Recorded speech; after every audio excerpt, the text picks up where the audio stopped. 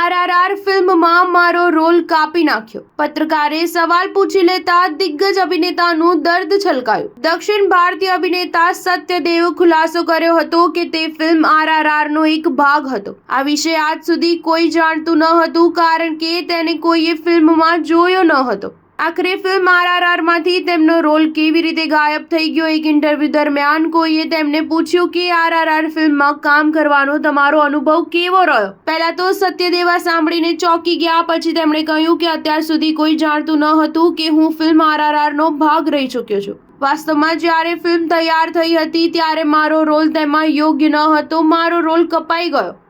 મેં ફિલ્મમાં મારું કામ સારું કર્યું હતું. સત્યદેવ આગળ જણાવે છે કે અત્યાર સુધી તેમણે આ વિશે વાત કરી નથી કારણ કે તે RRR સાથે જોડાયેલા લોકોનું ઘણું સન્માન કરે છે.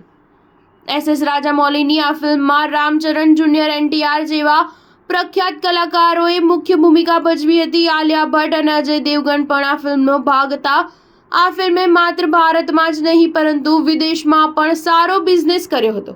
દર્શકોએ ફિલ્મની ખૂબ પ્રશંસા કરી હતી. ફિલ્મમાં નાટુ નાટુ ગીતને વર્ષ 2023નો બેસ્ટ ઓરિજિનલ સોંગનો ઓસ્કાર પણ મળ્યો છે. સ્ટાર ન્યૂઝ 7 હંમેશા સચ્ચાઈની સાથે.